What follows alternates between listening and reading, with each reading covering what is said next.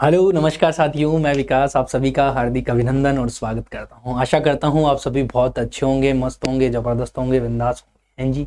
अरे होंगे कि नहीं होंगे? बिल्कुल होंगे सर। हैं जी? तो एक बार अपने तरीके से अभिनंदन करते हैं। हेलो, मैं विकास, मैं झकास, कैसे हैं मेरे खास? आप सभी का तहे दिल से हार्दिक अभिनंदन और स्वागत है इम्पेटस नर्सिंग एकेडमी में। तो साथियों, आज हम जो पढ़ने वाले हैं वो पढ़ने वाले हैं किसके बारे में? एक बहुत सिंपल सा टॉपिक आप लोगों के कई बार शॉर्ट नोट्स में आता है और उसको आप क्या कहकर चलते हैं डियर? उसे आप बोलते हैं पेनक्रियाज। क्या बोलते हैं साथियों? पेनक्रियाज। देखिएगा, पेनक्रियाज जो होता है वो कुछ लीफ लाइक संरचना होती है और ऐसे मान लीजिएगा, मैं एज इट इज लीफ ही बनाने की कोशिश कर रहा हूं। ऐसे लीफ लाइक स्ट्रक्चर होती है पेनक्रियाज। पहली बात, क्या होता है? ड्यूडेनम का एक कर्व होता है। इस तरीके से ये ड्यूडेनम का एक कर्व है और इस ड्यूडेनम के कर्व के अंदर धसा हुआ होता है कौन? आपका पेनक्रियाज। इसके ऊपर की बात करेंगे आप तो इसके ऊपर यहाँ पर जो है आपका ऐसे स्टमक होगा, कुछ इसी तरीके से। ये नीचे वाले हिस्से से कनेक्ट कर लेते हैं हम इसको। इस तरीके से कुछ यहाँ पे क्या होने वाला है? स्टमक। और यहाँ पे जो आपका सिचुएटेड होता है वो पेनक्रियाज होता है। बहुत सिंपल सी बात ध्यान रखनी है। आप समझ पा रहे हैं कि पेनक्रियाज जो है वो पेनक्रियाज कैसे स्ट्रक्चर है? तो आपने कह दिया सर ये लीफ लाइक स्ट्रक्चर होती है।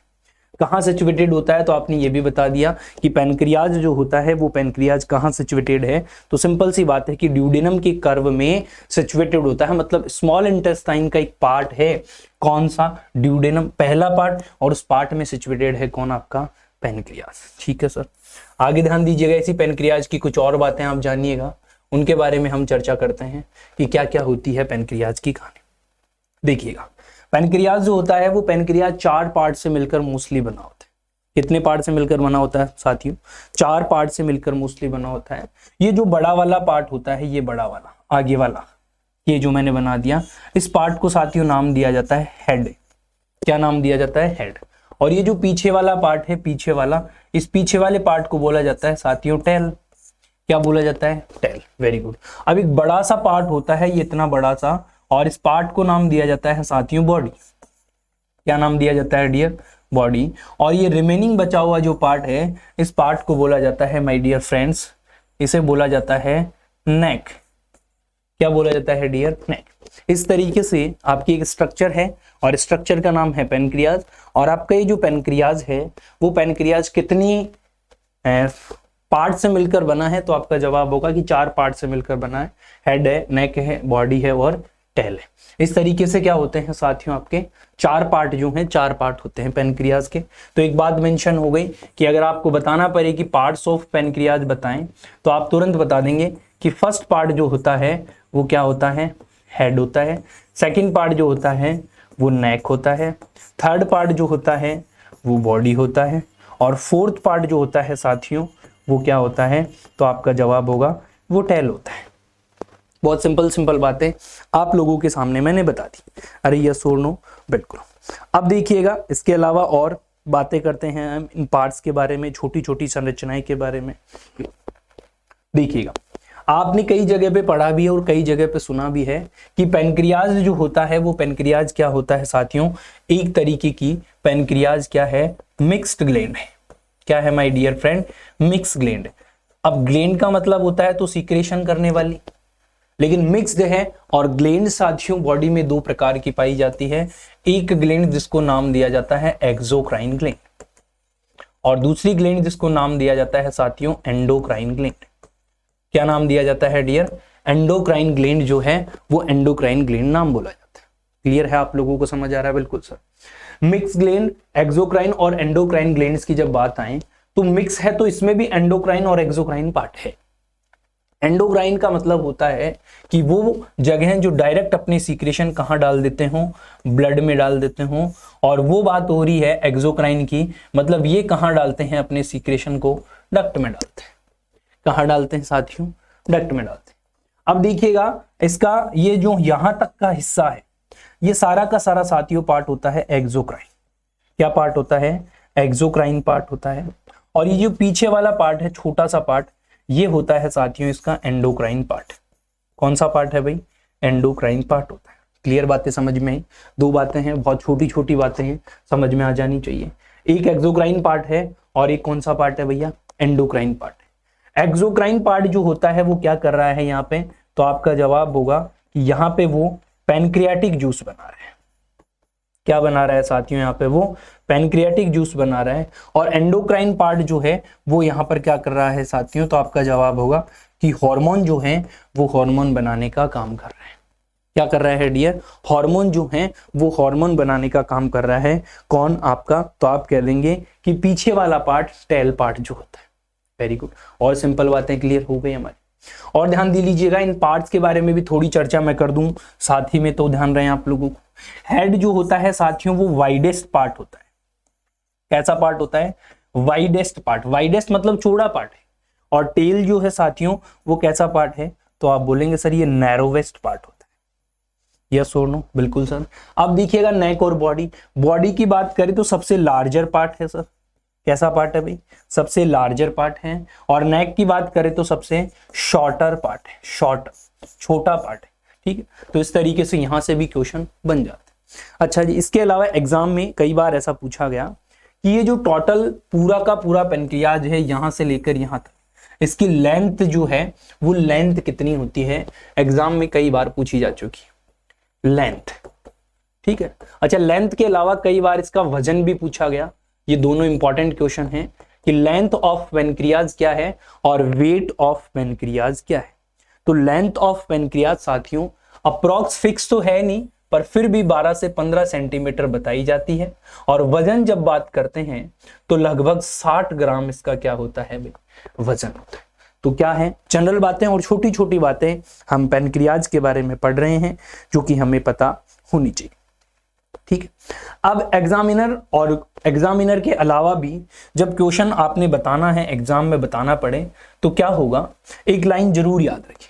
क्या रखें कि पेनक्रियाज मिक्स ग्लैंड है, इसका 99% part, 99% part of pancreas, part of pancreas is made up of exocrine. किसका बना हुआ है साथियों, एक्सोक्राइन का बना हुआ है। एंड रिमेनिंग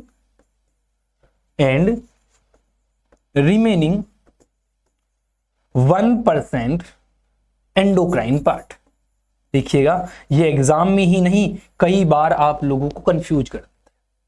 अब एग्जामिनर क्या कहता है कि वो कौन सा पार्ट है जो अगर पर्सन के पेनक्रियाज का हटा दिया जाए तो पर्सन सरवाइव नहीं कर सकता। तो साथियों वो पार्ट एक्सोक्राइन नहीं है, वो पार्ट कौन है, वो पार्ट एंडोक्राइन है। क्यों है सर ऐसा, ऐसा इसलिए है क्योंकि ये वो पार्ट है जहां से हार्मोन रिलीज होता है। इंसुलिन है, ग्लूकागॉन है और बाकी के जो हार्मोन्स है वो सारे के सारे यहां से रिलीज हो रहे हैं। ठीक है, तो वो गड़बड़ वाला सौदा हो जाएगा भाई, बॉडी में इंसुलिन नहीं आएगा, ग्लूकोज बढ़ जाएगा, डायबिटीज खतरनाक बढ़ जाएगा, इंसुलिन रोक नहीं पाएगा क्योंकि आएगा नहीं, और जब नहीं रुकेगा तो पेशेंट डायबिटीज मेलाइटस का हो जाएगा। इसीलिए क्या बोला जाता है साथियों, इसीलिए पेनक्रियाज को एक नाम दिया गया कि pancreas is also known as sweet gland. कौन सी ग्लैंड है साथियों, मीठी ग्लैंड भी इसे बोला जाता है। समझ में आई बात, बिल्कुल आ रही है, बहुत सटीक बातें कर रहा हूं, कोई हार्ड एंड फास्ट बात हो ही नहीं रही है, बहुत छोटी छोटी बातें जो एग्जाम व्यू पॉइंट्स हैं और बहुत ज्यादा जरूरी है। पेनक्रियाज क्या करता है, तो जवाब आ रहा होगा सर, पेनक्रियाज जो होता है वो पेनक्रियाटिक जूस बनाता है। क्या बनाता है, पेनक्रियाटिक जूस बनाता है। कितना बनाता है, एग्जामिनर तो ये पूछेगा भाई पेनक्रियाटिक जूस बनाता है तो बनाता कितना है, तो आपका जवाब होगा पेनक्रियाटिक जूस लगभग 500 से लेकर 800 ml पर डे बनाता है। लगभग 500 ml से लेकर 800 ml पर डे बनाता है। क्लियर है, बिल्कुल सही है सर। अच्छा जी, पीएच कितनी होती है, देखो अप्रॉक्स पीएच की बात करी जाए तो 8 से 9 पीएच बताई जाती है। पीएच कैसी होती है, तो जवाब आएगा सर ये एल्केलाइन नेचर की होती है। अगर 7 से कम होती तो एसिडिक की बातें होती। कई किताबों में, कई बुकों में 8 से लेकर 8.3 तक भी लिखा है, आप कंफ्यूज ना हो। आप तो बहुत सिंपल ध्यान रखिए कि 8 से लेकर 9 जो है इसकी पीएच होती है। यस और नो, बिल्कुल सही बात है सर। इसके बाद में इसकी कुछ और इंपॉर्टेंट बातें कर लूं कि पेनक्रियाज जो होता है वो पेनक्रियाज कौन से पैनक्रियाज जो है वो पैनक्रियाज जूस का कंपोजिशन बता दो थोड़ा सा। क्या बता दो साथियों? पैनक्रियाज जूस का कंपोजिशन बता दो। देखो कंपोजिशन की बात जब भी है जीआईटी में और रटी लेना है, याद ही कर लेना है। क्या कर लेना है कि कंपोजिशन की जब हम बात करते हैं तो दो तरीके की बातें हम करते हैं, एक वाटर होता है और एक सॉलिड होता है। वाटर की जब बात करी जाती है तो लगभग 99.5% आपका पानी है, और सॉलिड की जब बात करी जाती है तो 0.5% क्या होता है साथियों? आपका सॉलिड होता है। अब देखो साथियों, सॉलिड में भी दो कंपोनेंट्स होते हैं, एक जिसे आप नाम बोलते हैं ऑर्गेनिक कंपोनेंट्स होते हैं, और दूसरे जिसे आप बोलने वाले हैं इनऑर्गेनिक कंपोनेंट्स होता है। इनऑर्गेनिक कंपोनेंट्स की भी साथियों जब बात करी जाती है तो इनऑर्गेनिक कंपोनेंट्स में आपने याद रखना है, क्या याद रखना है कि इसके अंदर तो जो होता है आपका वो क्या होता है डियर? आपका होता है बाइकार्बोनेट आयन HCO3-, इसी के तो कारण वो एल्केनाइन है। ऑर्गेनिक की बात करूं तो यहाँ पर काफी सारी चीजें पाई जाने वाली है, जैसे कि सर यहाँ पर क्या जूस बन रहा है तो उसमें म्यूकस होता होगा? बिल्कुल सर। ऑर्गेनिक की बातें कर ले तो उसमें म्यूकस होता है, यस होता है सर। अच्छा, यहाँ पर एंजाइम्स हैं क्या? बिल्कुल हैं। आपको याद होगा ट्रिप्सिनोजन, ट्रिप्सिन वाला याद है कि नहीं है? बिल्कुल, वो एंजाइम की चर्चा करेंगे जब पढ़ लेंगे। एंजाइम के अलावा सर यहाँ पे हार्मोन बिल्कुल है सर, यहाँ पे वो ग्लूकागोन भी है, यहाँ पर वो इंसुलिन भी है। तो ये सारे के सारे कंपोनेंट्स क्या है साथियों? ऑर्गेनिक है, यस और नो? बिल्कुल। तो इस तरीके से आपको क्या करना है भाई? ध्यान रखना। अरे बातें समझ में आई क्या? तो देखो साथियों, मैंने बहुत सिंपल और सटीक बातें करी आपके सामने पैनक्रियाज की बहुत छोटी से सेशन में। कुछ सेशन और बातें भी हैं इसमें, जैसे एंजाइम्स इसके क्या हैं, हार्मोन्स कौन से हैं, इसके फंक्शन क्या है ना? तो वो तो हम कभी नेक्स्ट क्लास में करेंगे। पर मेरी एक छोटी सी बात जो आप लोगों को ध्यान रखनी है